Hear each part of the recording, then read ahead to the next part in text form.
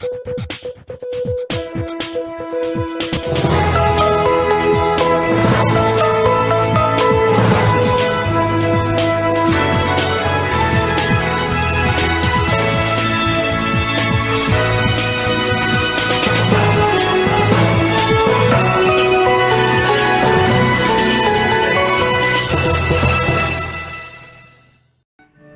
faire une pause, je vous explique ici juste une seconde.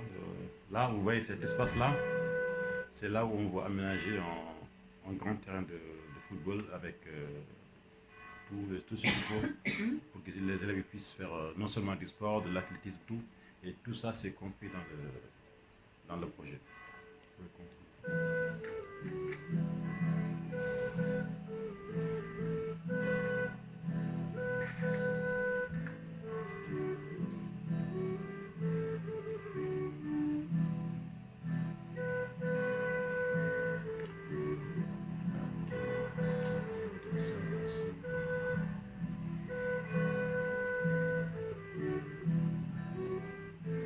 Donc le bâtiment qu'on voit, ce sont les 6 salles de classe. C'est dans les trois blocs, il y a là les trois blocs qui vont voir le temps. Voilà. Voilà, faites une pause là. Voilà. Comme ça, on va voir les trois blocs. Normalement, c'est le projet que vous avez, la CASA a participé à autour de 7 000 € en 2015-2016.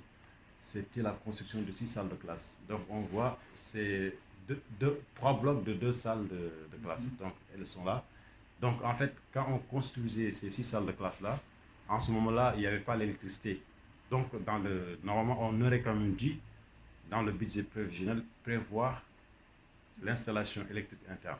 Mais malheureusement, bon, on n'a pas, peut-être on a oublié, on n'a pas mis ça dans le... Ce qui fait qu'aujourd'hui, nous sommes obligés de travailler à faire l'installation électrique dans ces trois bâtiments. Donc, je crois que si la vidéo continue, vous allez voir les 6 salles de classe que vous avez, que la CASA a vraiment à participer. Et aujourd'hui, ces salles-là, elles sont occupées par les élèves. Voilà le troisième bloc est là.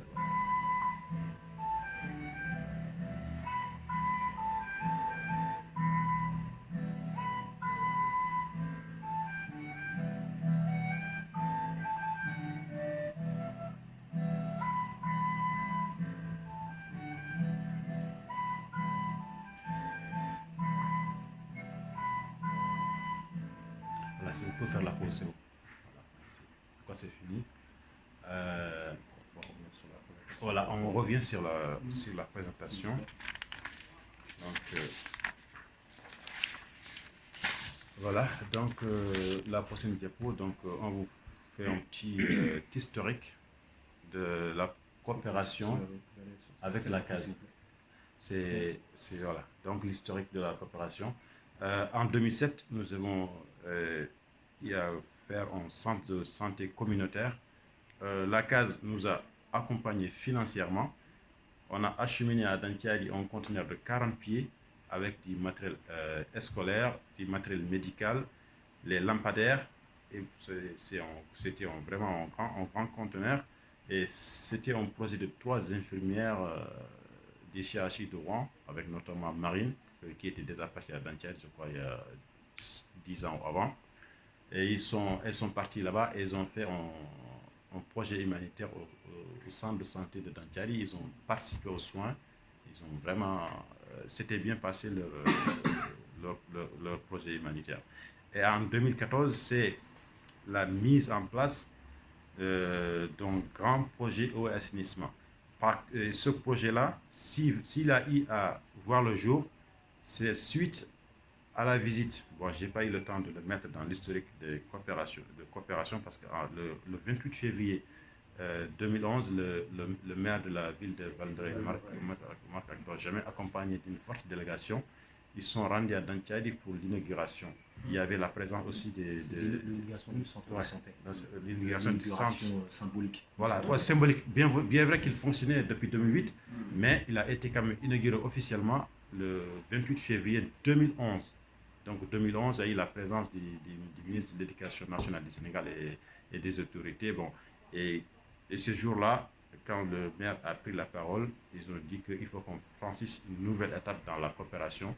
Ils ont décidé de mettre en place un autre grand projet. Effectivement, c'est un grand projet parce que c'est un projet qui a nécessité beaucoup de fonds et qui a consisté à mettre en place un projet eau et assainissement. C'était en 2014. Et en 2016, je vous ai montré les 6 salles de classe qui ont été construites grâce à l'appui de la CASE, de la ville de Val-d'Oreille et du conseil régional en ce moment-là, c'était la Haute-Normandie, c'était pas Normandie. Donc ces 6 salles de classe-là aujourd'hui, elles sont fonctionnelles et ça nous a beaucoup aidé même, on peut dire, parce que avant Dantiari, c'était pas un lycée, c'était un collège. Donc pour que l'État puisse quand même, au Sénégal, tous, il faudrait que vous faites un effort d'abord pour que l'État après vous suive. Donc ces 6 salles de classe-là, elles ont beaucoup pesé, hein, parce que il y a eu beaucoup d'espace pour de nouvelles classes et ça nous a beaucoup aidé pour que l'État puisse accepter que Dantiari soit un lycée.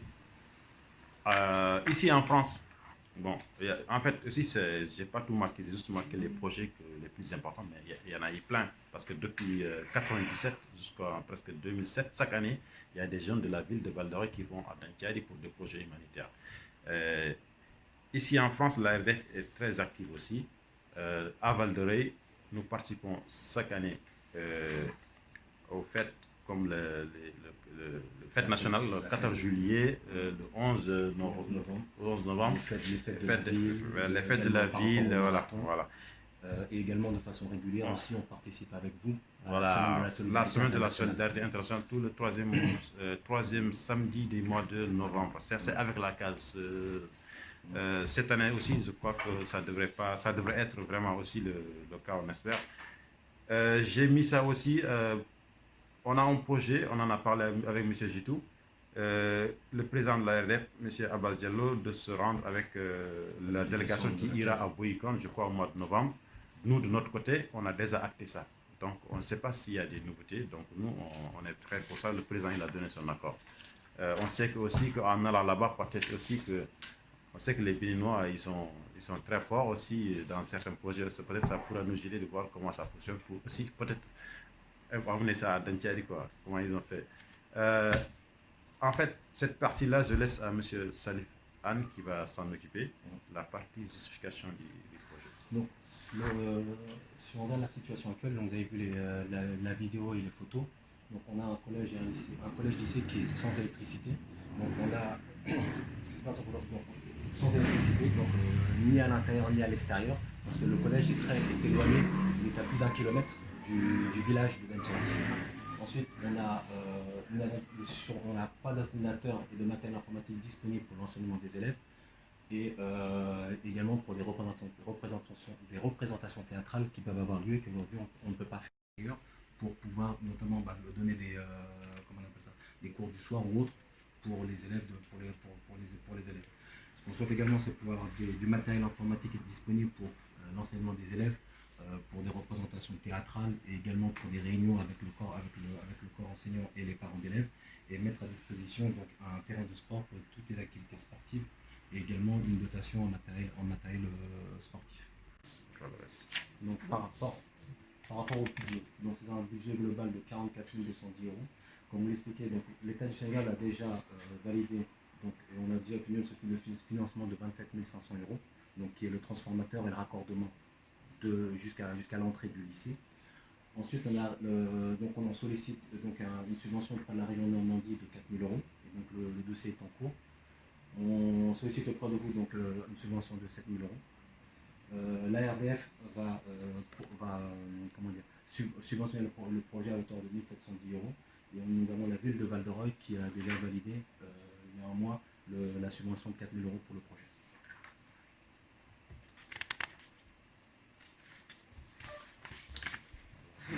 Si vous avez des questions, vous avez combien d'élèves dans le lycée-collège en tout? De la classe de 6e jusqu'à la classe de terminale, il y a exactement 591 élèves.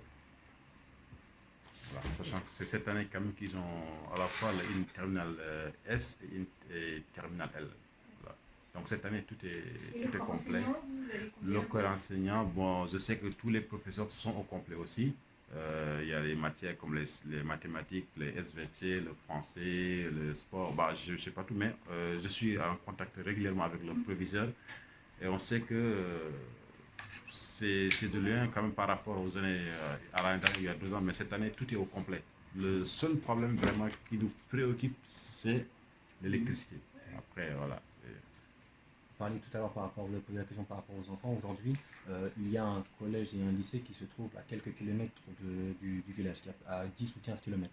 Mais les enfants, la plupart du temps, lorsqu'ils vont dans ce collège-là, ils sont obligés de rester dans cette ville-là. Donc le fait d'avoir un collège et un lycée officiel permet en fin de compte d'éviter que ces élèves qui sont soit à Danchadi ou soit dans les villages environnants puissent aller au lycée, au collège et au lycée et reprendre chez eux le jour même. J'ai dans les mains également donc, les revues qu'on fait de façon régulière de l'association. Il y a tout ce qui nous permet de jeter un coup d'œil. Mais alors, la question, qu'est-ce qui s'est passé quand vous avez dit rapidement que c'est un oubli, l'électrification de l'école, qu'est-ce qui s'est passé pour que vous n'ayez pas intégré dans le financement? Non, j'ai dit quand on faisait le... Vous savez, quand on fait un montage de projet, il y a la partie en amont du projet. On ne l'a pas inclus. C'est même vérifiable, hein, je crois qu'on n'a pas inclus. Bon, on travaille en général avec nous et là-bas au Sénégal, mais peut-être on n'a pas eu la bonne idée. Voilà, le réflexe de mettre. Et ça, ce que j'ai dit quand même, c'est vérifiable dans les projets qu'on a mis. Et on n'a pas mis dedans l'installation électrique dans les 6 salles de classe. Disons que nous, on pensait, pour nous, ça a été une surprise également de constater que les classes ont été mises en place, mais qu'on n'avait pas prévu. Ça a l'air, disons que ça coule de source pour nous qui habitons ici, mais pour eux, ce n'est pas le cas. Parce qu'à partir du moment où l'électricité n'est pas là, ils considèrent que ce n'est pas nécessaire de le faire. Et en plus aussi, autre chose, en ce moment-là, c'était le collège. Et nous, on n'avait même pas imaginé que 2 ans plus tard, on irait au lycée. Parce que c'est allé tellement très vite, cette histoire de lycée de Danchadi. Donc au Sénégal, quand même, la plupart des collèges, on peut dire que l'électricité, c'est pas... on fait les cours sans problème. Même des fois, l'informatique, on le fait vraiment. Déjà, on peut se passer vraiment de ça. Donc ce qui a fait peut-être tout ça a fait que nous, on n'a pas pensé à mettre l'installation électrique dans ce projet. Et il y avait vraiment de la place pour le faire. Un autre apprentissage pour nous également, c'est de se dire qu'à partir du moment où on fait un projet, c'est qu'on ne doit pas juste se contenter de faire un projet pour convenir à la situation du jour. Mais c'est penser à un peu plus loin, c'est-à-dire à 3-4 ans, à 4-5 ans plus derrière, pour pouvoir justement avoir une organisation qui reste à minima pérenne à moyen terme. Parce qu'au niveau, je peux vous le dire, mes sous et frères, vous deux et moi, parce qu'on connaît quand même l'Afrique. Ce qui est fondamental quand on construit l'école, que ce soit la maternelle, de la maternelle au lycée, fondamentalement l'eau, première chose à installer, parce qu'on sait très bien que c'est les enseignants qui sont mis à contribution pour aller chercher de l'eau aux fontaines, pour ramener. Donc nous, quand on met en place, comment dirais-je, un projet de construction, l'eau et l'électricité. Parce qu'on sait très bien que les jeunes, quand ils rentrent chez eux, ils n'ont même pas d'électricité. Et quand ils sont à l'école, s'ils n'ont pas non plus, on s'abîme les yeux et puis on n'apprend pas bien non plus. Donc c'est les... Je vous le dis là parce que... C'est bien les réalités, exactement. Oui, c'est les deux réalités. L'eau, évidemment, quand on met l'eau, il faut prévoir l'assainissement juste à côté. C'est-à-dire les latrines et autres. Il faut faire quelque chose que ce ne soit pas des latrines où on abandonne au bout de quelques mois ou quelques années. Mais il faut l'assainissement convenable, il faut l'eau, il faut aussi des petits bacs pour que les enfants se lavent les mains avant d'aller manger, et l'électricité. Ça, c'est la base. Je dirais, c'est les fondamentaux de nos projets. Exactement. Parce que, bien sûr, on construit des écoles, c'est pas la même chose ici, où on va mettre des millions d'euros. Là-bas, ça va pas loin. C'est pour nous, ici, quand on construit une école ici, ça coûte cher, et on nous demande plein de choses. Des réglementations. Que là-bas, les fondamentaux que nous avons ne coûtent pas énormément, et qu'on doit y penser. Et que là, quand on a vu votre projet, on a été surpris de voir que, parce que Dianti a dit, ça fait des années qu'on accompagne et qu'on voit bien que tous les projets qu'on a suivis avec vous sont des projets qui sont cohérents. Hein, qui sont cohérents. Bon, peut-être que nous aussi, hein, on n'a pas, quand on vous a apporté le concours pour le projet des écoles, on n'a pas fait attention non plus à ce sujet-là. On aurait dû aussi nous faire attention à ça, on n'y a pas fait attention. Et quand on voit ce projet-là, on dit mais il y a quelque chose qui ne colle pas. C'est quelque chose qui est détaché de la... qui est détaché du bâtiment, alors que ça devait être avec tout de suite. Donc c'est la partie raccordement. Alors 2 minutes. Est-ce que dans cette école-là, l'eau et l'assainissement y sont? Voilà, donc ce que je veux dire, vous avez dit le site où se trouve actuellement le lycée, ça a été construit en 2010 par l'État du Sénégal. Parce qu'avant, comme je vous dis, le collège il était un peu au nord du village. Maintenant, ils l'ont déplacé après à 2 km. Donc en 2010, un très grand collège a été construit par le gouvernement du Sénégal. Et là, ils ont vraiment tout prévu. Ils ont installé tout. Sauf que le site, il était après à 2 km. En ce moment-là, il n'y avait pas l'eau. Et donc, dès que les cours ont commencé dès que le collège a déménagé, la première chose, comme vous l'avez dit, on a fait, c'est l'eau. Parce que là, c'est indispensable avec la chaleur. Donc, tout ce qui touche l'assainissement, l'alimentation en eau, tout est prévu. Donc, par rapport à ça. Et autre chose, ce projet-là aussi, il s'inscrit dans la... Pour nous, c'était vraiment indispensable parce que ça nous a beaucoup aidé à obtenir le lycée. Et si on peut même dire si aujourd'hui on n'avait pas construit ces 6 salles de classe, on est sûr que Dantia n'aurait pas pu avoir le lycée. Et en plus, en plus, on pense aussi peut-être, on s'est dit dans les... bon, on anticipe rarement, mais en travail, on a mis des leçons. On s'est dit, dans 5 ans, on a un projet de construction d'un grand lycée. Donc, c'est comme on a pensé pour le projet au assainissement.